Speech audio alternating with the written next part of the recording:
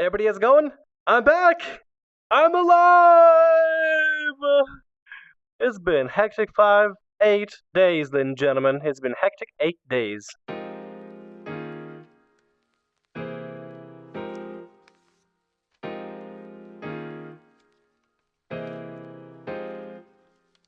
Everybody, how's it going? My name is Tamriel. I am back. I survived Hurricane Florence.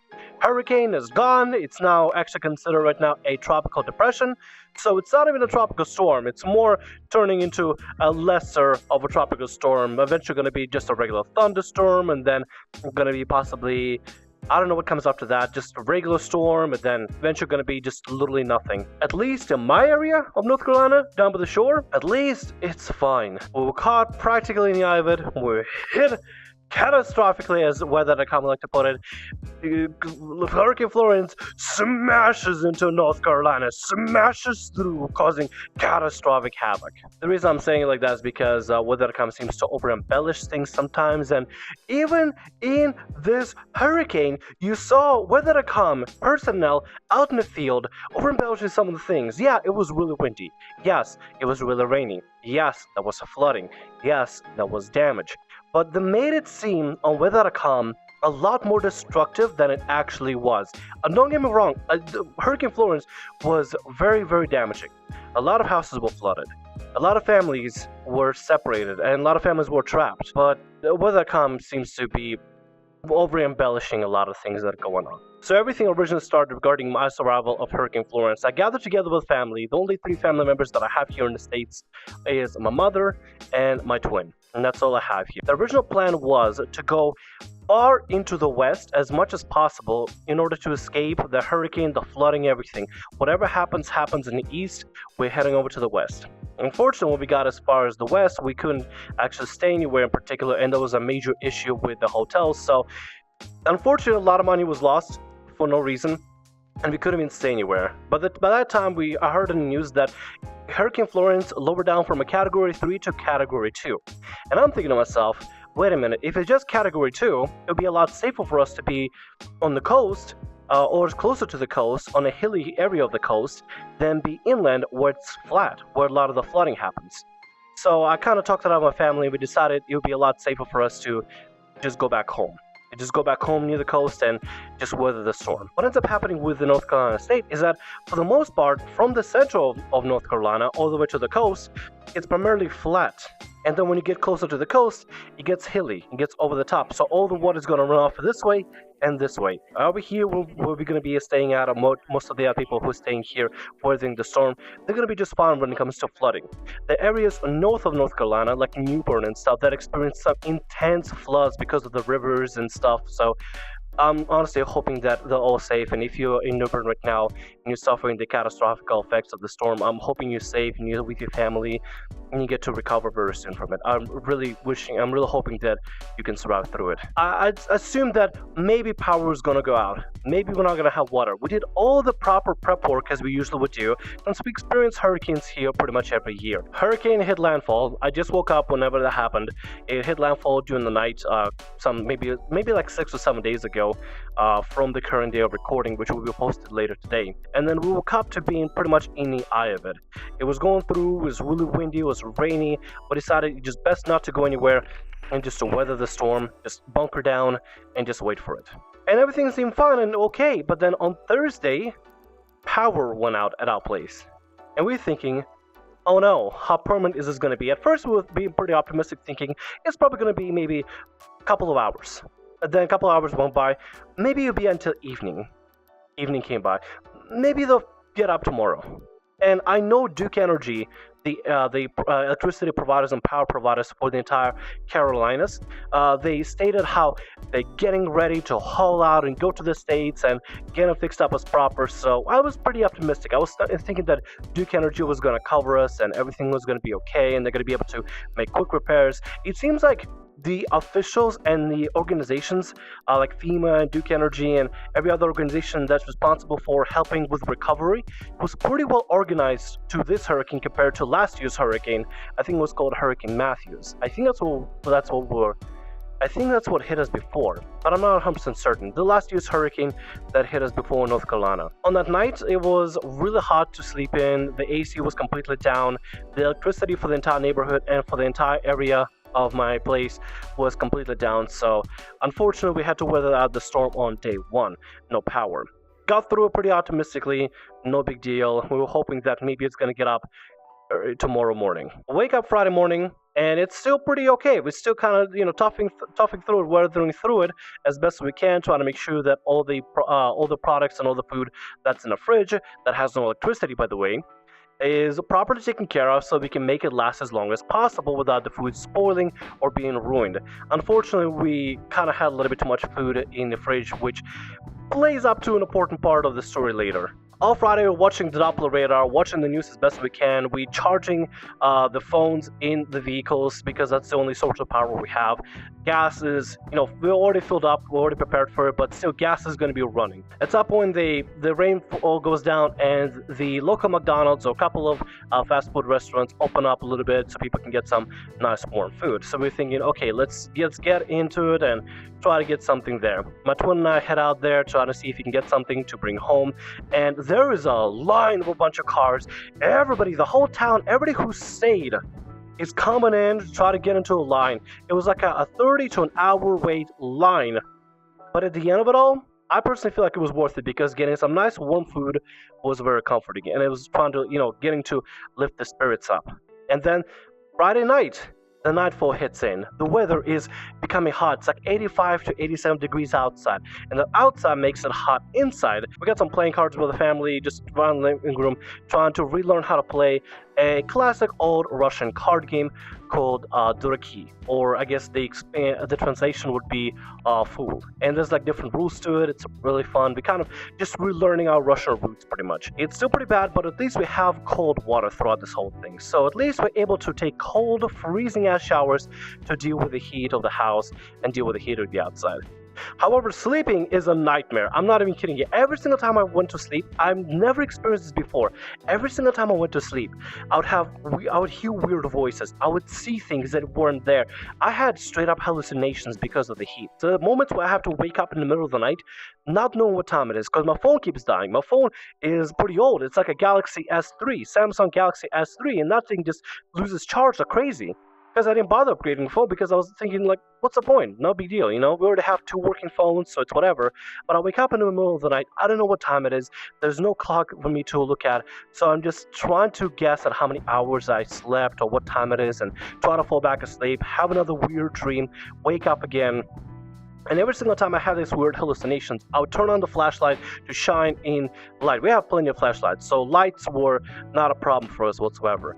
But still laying in pitch black darkness with no light outside, no light inside, except, pocket light that I can turn on whenever I wake up or whatever. But it's just the most surreal thing ever. And the night, the pitch black darkness and the heat started making me delirious. Like I said, I started hearing voices of people that I never knew. I started seeing things in the dark that I never, that weren't there. And I knew they weren't there, but my mind wasn't having any of it. It was just going all over the place. It was the scariest situation. I never had this hallucination before ever in my entire life. So I was thinking, damn, this is just something I'm going to have to deal with.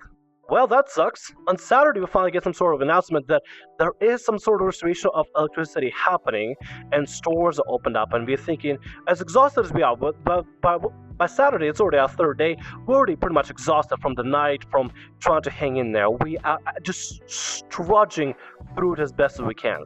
It is absolutely ridiculous, and we're just trudging through it as best we can, trying to hang in there, trying to keep our spirits up. But spirits aren't keeping up. We're just not having any of it. All of us are tired. We just want to get through it as best we can without dealing with as less BS as possible. And it's getting bad to the point where we start getting snappy at each other. And a family got to stay together, but sometimes there's some things a family does that drive me up the fucking wall. It's insane. I'd never realized that I would have such a horrible time dealing with family members until today, and this really tested me. Having people trapped in a house with no AC, no electricity, knowing that the fridge is going bad, knowing that the food in the fridge is going bad, knowing that there's no optimism, knowing that there's not much optimism happening whatsoever, and only just relying on cell phones to be charged in vehicles in order to just watch the Doppler radar and watch the outage maps and hoping that something is going to happen, hoping that maybe on this third day we're finally going to be getting some electricity to at least make sure the food doesn't go bad. After getting tired of it all, we decided to finally start calling into Duke Energy customer support to see if maybe they could, tell us something, tell us the ETA on when that's supposed to happen, when are we going to be getting any sort of electricity, when are we going to be getting back to power, when can the fridge be alive again to make sure the food in the fridge doesn't go bad.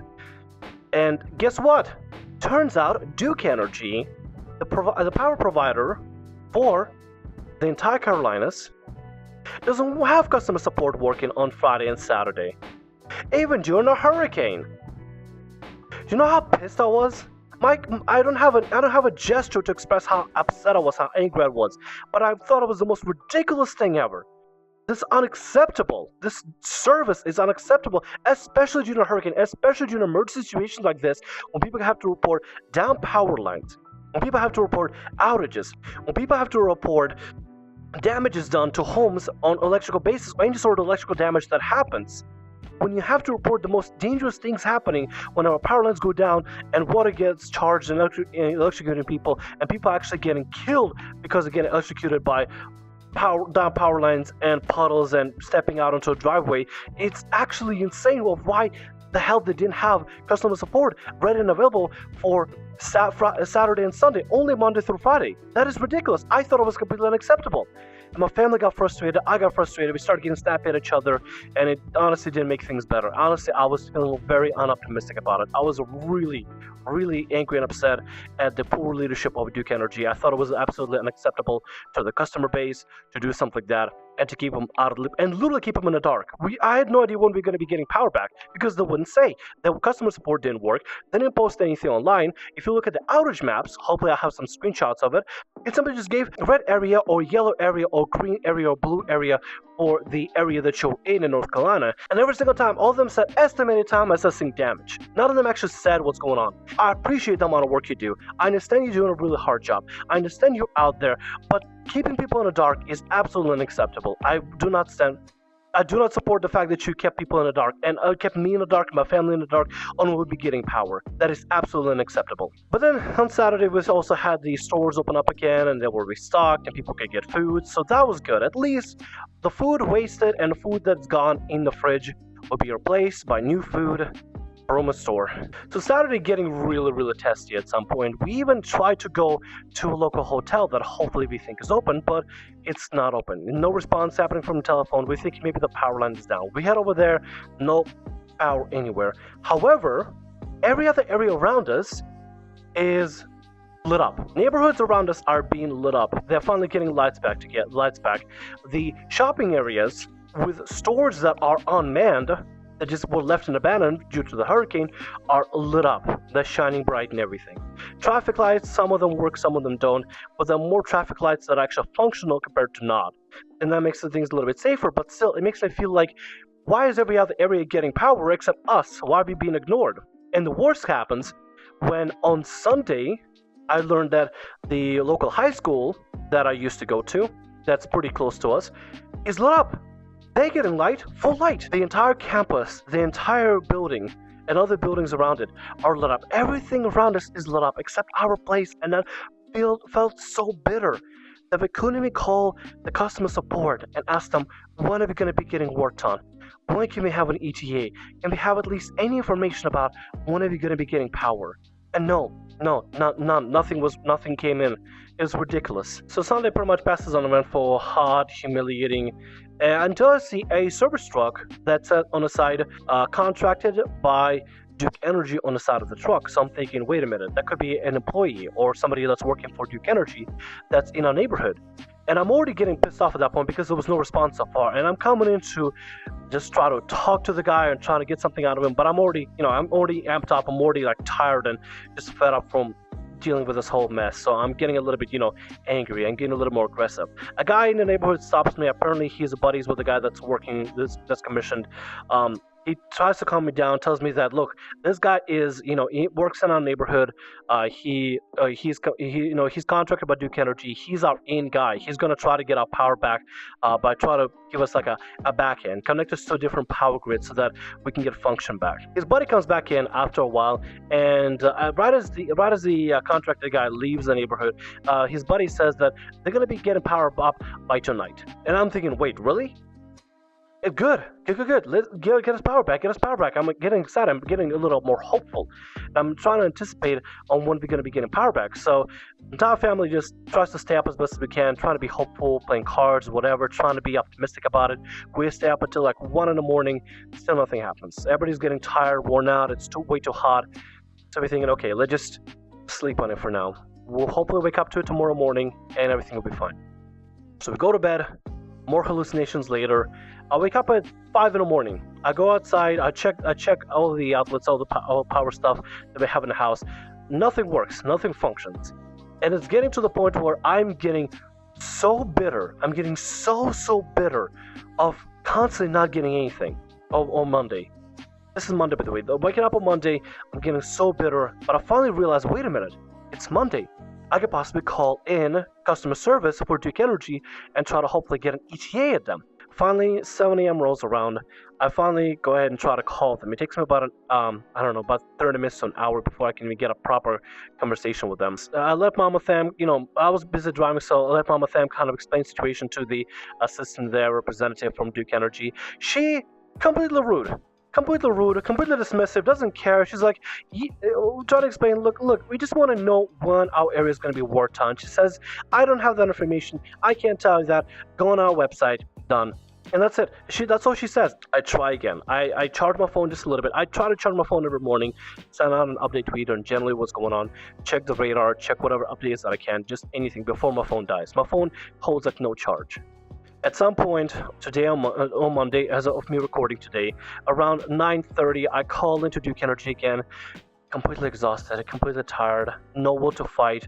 I just wanted to know from Duke Energy or somebody from the representatives of Duke Energy if we could get a possible ETA on when our stuff is going to be fixed. A lovely lady calls in finally, kind of understanding my situation. I explained to her, I'm completely worn out at that time. I'm getting to the point where I'm going to just break. I'm unstable at that point. I can't hold it together.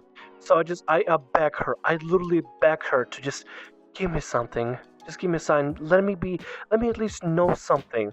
If we're getting screwed and gonna have to wait 3 days, just tell me something, tell me anything. Just if you could contact somebody or get some sort of report on when it'll be scheduled to be worked on and everything. She tells me that they actually began working, they arrived at the site or our repair like 20 minutes ago at 9:10. I'm calling at about 9:30 in the morning, right? So I'm thinking like, okay, finally, at least I know something. Thank you. I thank her 100 times and everything.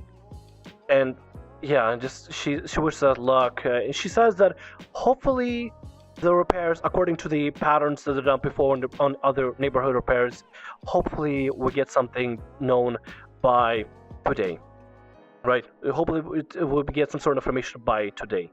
Finally get off the line and get together with family in the living room. We're trying to plan out for gas, trying to plan out for what we can do today in order to be a little more, productive, trying not to be, dying in boredom or dying in heat of the house. Get something to go outside and feel the breeze of the wind a little bit so we're not dying. And then suddenly, boom, power everywhere. And immediately, I started just screaming, my twins start screaming, we're all screaming. I run out in the neighborhood, running through saying, power is back, motherfuckers! I'm so excited, I'm happy, I'm joyful, and just, it made me realize how much I took electricity for granted.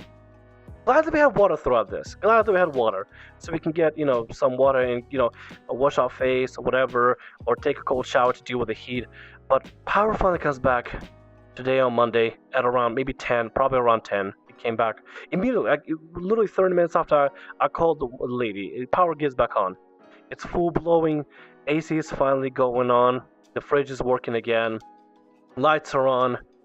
Oh, my computer's on. I'm able to make this video and edit it later and upload it for y'all. And that's it. That's my story for Hurricane Florence, y'all.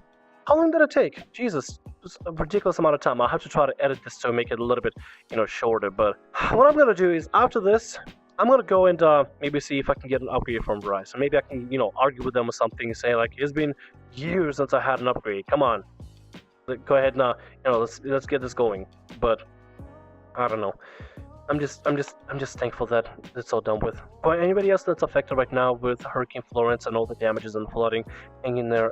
Jesus Christ, my arm, what's going on? I hope you get help very soon, and I hope you can start recovering pretty soon, and hang in there. Just hang in there. I hope everything goes well for you. Seriously. Aside from that, I'm back, y'all. Finally back. Anyway, hope you stay safe out there. Hope you enjoyed this video. I know this is much different to what I usually do. My name is Tamriel. Like, subscribe, and as always, have a great day. And I'll see you next video of whatever I make. See ya.